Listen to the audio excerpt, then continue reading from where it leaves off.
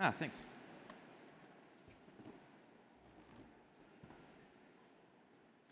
Okay, so we've just stepped into what a world beyond growth might actually feel like, which I think is the perfect place to start, because if we can't feel into and imagine a better future, it's very hard to build one.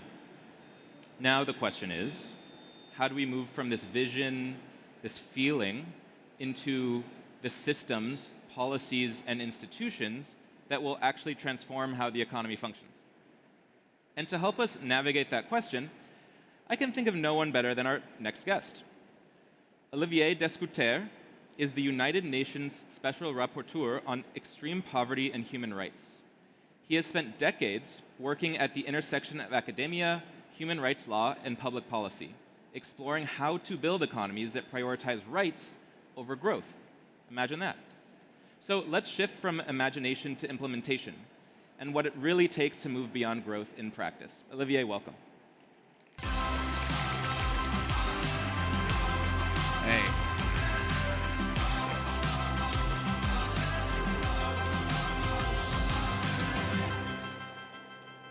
Olivier, thanks for being here. My pleasure, Michael. So you're involved in a lot of very important work happening at the institutional level right now. You're in charge of a group working on the roadmap for eradicating poverty beyond growth. And we're going to get into some of the details of that work, but before we do the details, let's talk about the people who defend the current economic system. Let's just call it capitalism, or growth-based capitalism, or extractive capitalism. One of their favorite talking points is that under capitalism, poverty is being eradicated. Are they wrong?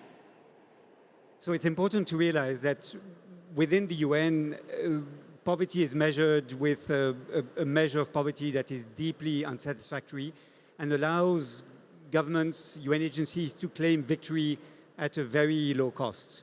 The benchmark that is used is that you are in extreme poverty when you make less than $3.10 US per day in 2017 US dollars. In other terms, if you can buy the equivalent of what you could buy in the US in 2017 with $3.10 per day.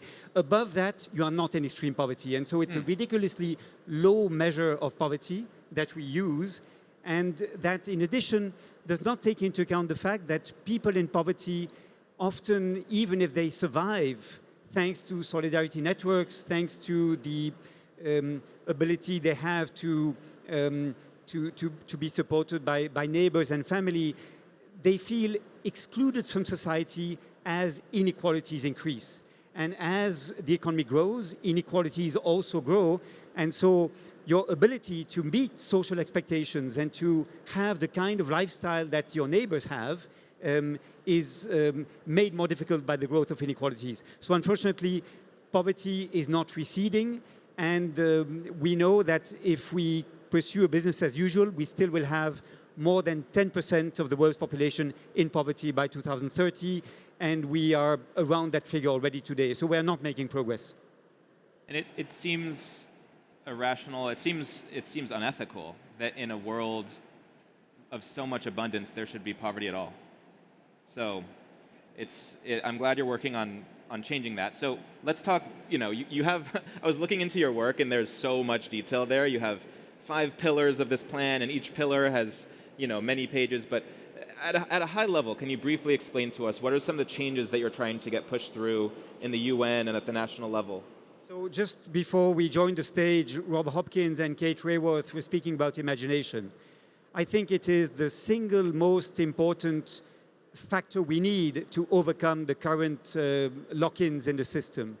And what we did was we presented a complex equation to resolve how to eradicate poverty without growth, without using the usual sequence of growth, tax, and transfer, which is the usual way by which we combat poverty, by financing public services and social protection. And we asked a large number of people to participate in shaping proposals to eradicate poverty without depending on growth, without having increased GDP as a condition sine qua non for addressing environmental issues and addressing poverty. And we collected a large number of proposals. More than 400 people submitted contributions, including unions, NGOs, academic experts, UN agencies, and we end up with this quite, I think, comprehensive roadmap of policy proposals that seeks to define what we could do to combat poverty, to reduce inequalities without depending on growth. In other terms, without creating a tension with the need to remain within planetary boundaries. It's not an easy equation, but once you impose that constraint on people to think beyond the usual recipes of doing things, they become indeed very imaginative. And so we group now the different proposals we received in 5 chapters, and then we have a 5th chapter on governance and democratization and planification of the economy in order to present policymakers, UN agencies, and social movements with a set of proposals that can hopefully improve accountability, grow the policy toolbox at the disposal of governments, and try to address this complex equation, how to eradicate poverty beyond growth. And for the moment, what we are finding is that connecting the knowledge of academic experts with the lived experience of people who have tried certain solutions and who can report back on what has worked, sometimes in very local experiments, is really extremely rewarding and gives hope for the future.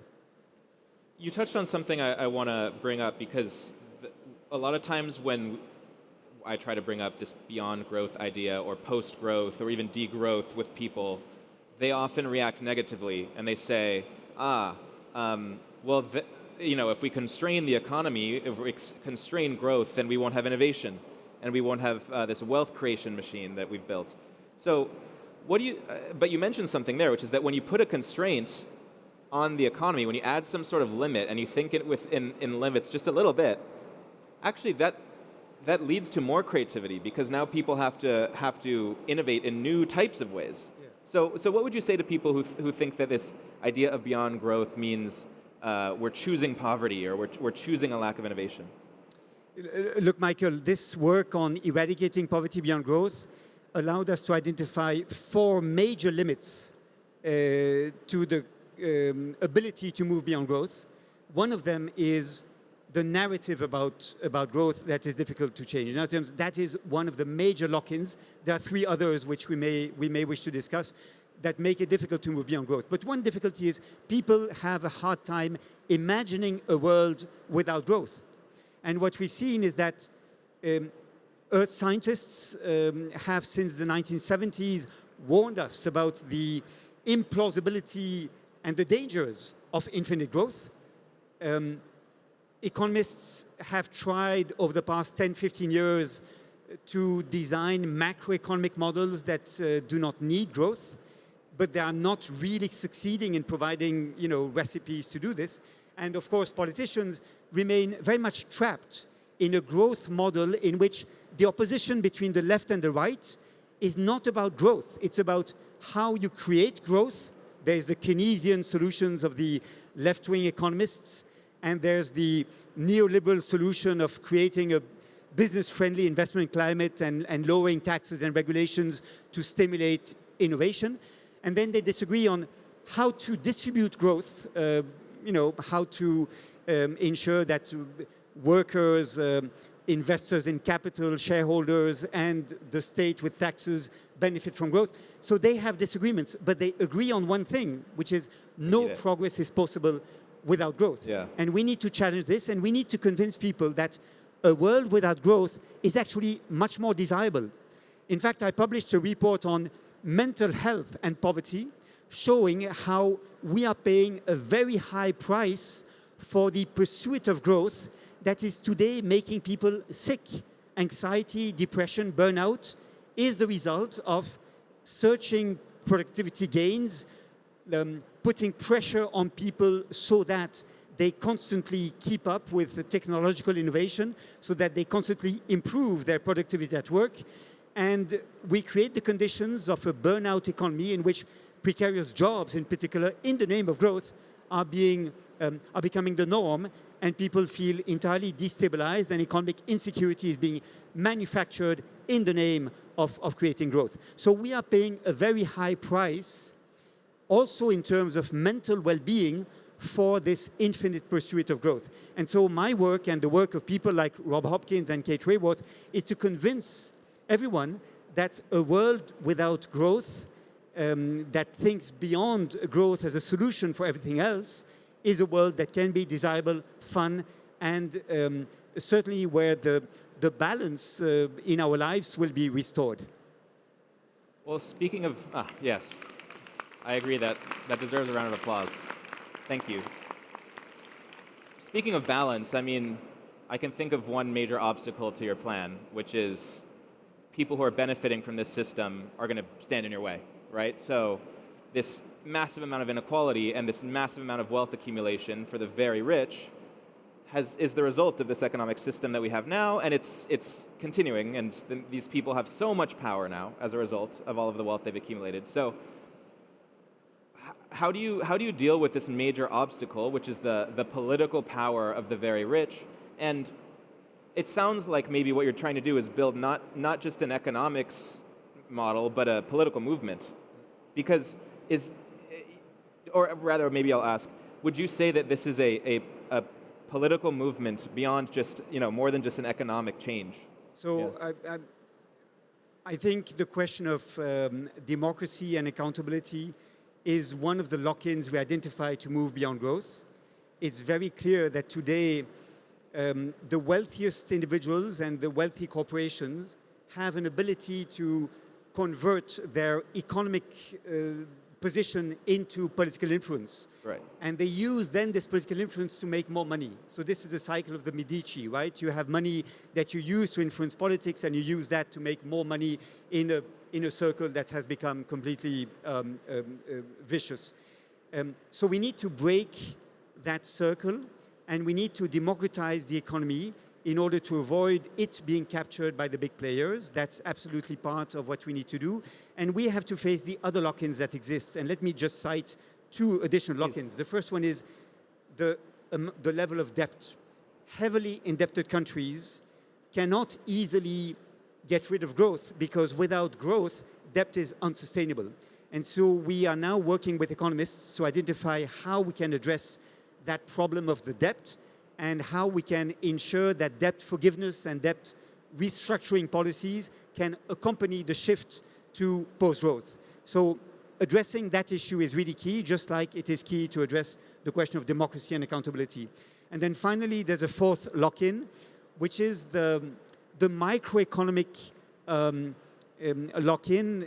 Most of the economy works with corporations that are trying to make a profit, that try to reward shareholders for their investments. And therefore, that kind of economy needs growth, needs to expand their market share, needs to reward investors the best way possible to attract financing.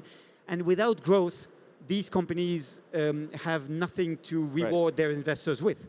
And so this is why part of the roadmap is how can we expand the social and solidarity economy, the non-profit sector?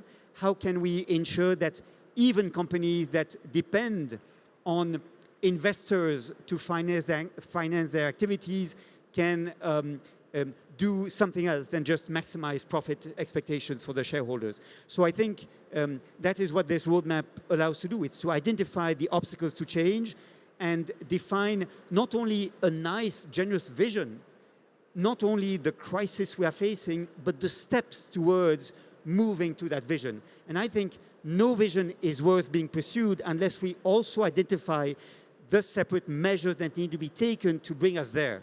This is not about architecture, it's not about a nice narrative of the end of the world that may be desirable.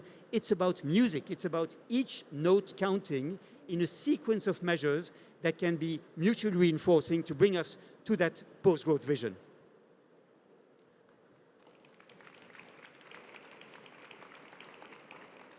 I never thought about the UN policy as music before, but it's actually really nice, and I think it ties nicely to what Rob and Kate just said about painting a beautiful vision of where we're going, as opposed to simply trying to worry about what happens if we don't go there. But it's also about from imagination to implementation. Right. I think it's great to open up imagination. It's great to envision a different world. But how to get there depends on whether you identify the right political economy obstacles, the right barriers to change, and form the right coalitions. And I'd like to finish with this. We have in the post-growth world many people who work for social justice, the fight against poverty and inequalities. And we have others who work on planetary boundaries and want to avoid the environmental collapse, environmental NGOs and green activists. And I think we will fail if we don't get them to work together. And how to get them to work together? Well, by showing that the ecological transition can be an opportunity to reduce poverty and inequalities, and only by uniting those two wings from the left can we succeed in creating this balance of power that we need to make change happen. So that's what we are trying to do. Thank you so much, Olivier.